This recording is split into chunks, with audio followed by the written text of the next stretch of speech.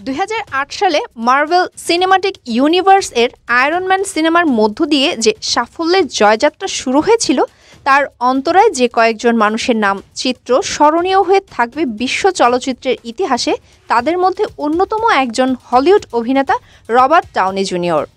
এই সিনেমার মধ্য দিয়ে একদিকে মার্ভেল সিনেমাটিক ইউনিভার্স সর্বকালের সর্বোচ্চ উপার্জনকারী ফিল্ম ফ্র্যাঞ্চাইজে পরিণত হয়েছে সময়ের ধারাবাহিকতায়, তেমনি অভিনেতা হিসেবে রবার্ট ডাউনি জুনিয়রও নিজেকে নিয়ে যান খ্যাতি এবং সাফল্যের চূড়ায়।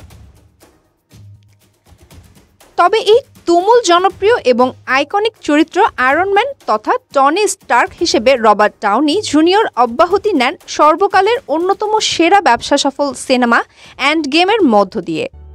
সারা বিশ্বে ছড়িয়ে থাকা তার ভক্তরা মেনে নিতে না পারলেও দীর্ঘ এই পরিক্রমায় আয়রন ম্যান চরিত্রকে বিদায় জানান নায়কোচিত প্রস্থানের কারণেই।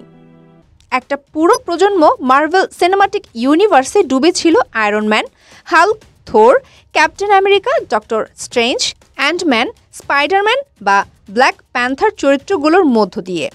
তাই এসব চরিত্রের মাঝে সবচেয়ে জনপ্রিয় চরিত্র হিসেবে প্রশংসিত এবং নন্দিত আয়রন ম্যানের প্রতি ভালোবাসাও ছিল অতুলনীয়।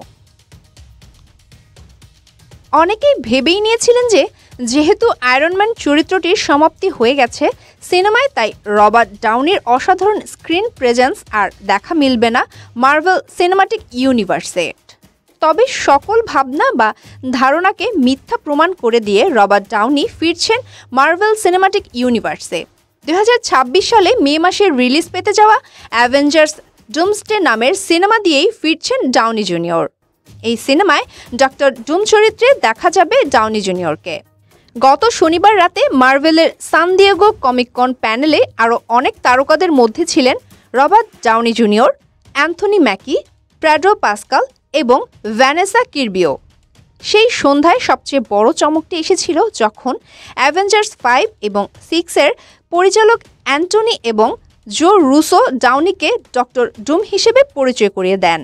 হলিউড রিপোর্টার অনুসারে ডাউনি জুনিয়র সেই মঞ্চে ডক্টর ডুমের মুখোশ পরেই হাজির হয়েছিলেন এবং মুখোশটি খুলে নেওয়ার পরে তিনি এখানে উপস্থিত দর্শকদের উদ্দেশ্যে বলেছিলেন, একই মুখোশ নতুন কাজ। তাতেই তরতালি আর উল্লাসের ধ্বনিতে মুখরিত হয়েছিল পুরো অনুষ্ঠানস্থল।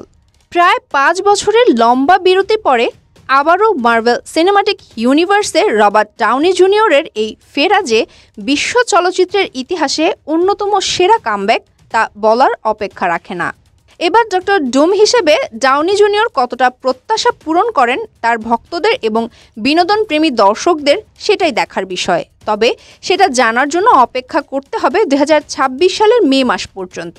ডাউনি জুনিয়রের জন্য এই সময়টায় করা অপেক্ষার ফল যে সুমিষ্ট হবে তা বলা যায় এখনই।